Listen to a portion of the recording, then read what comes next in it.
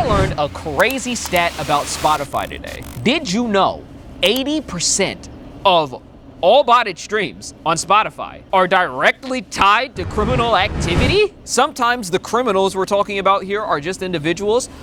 Other times they're terrorist organizations, apparently. This information was made available by BeatDap, the company that does anti-fraud stuff for Spotify and other streaming services and distributors, etc. This all brings me to another point. There's been this massive conspiracy theory that Spotify is purposefully taking down indie artist songs off of the platform so they can replace all of the indie artists with AI artists and not pay anybody out.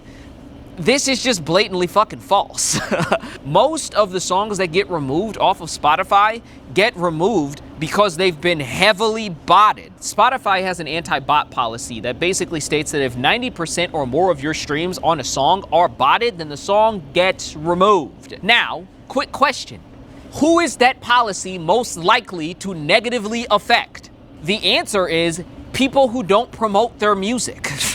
It is highly unlikely that 90% of Drake's streams are going to be botted because Drake is one of the largest artists on earth. If Susie down the street uploads an indie folk song and does no promotion for it, and one day some random third-party botted playlisting company puts her song onto a playlist and nobody else is listening to her music, then Susie's song is going to get removed because 90% of the streams are going to come from botted sources.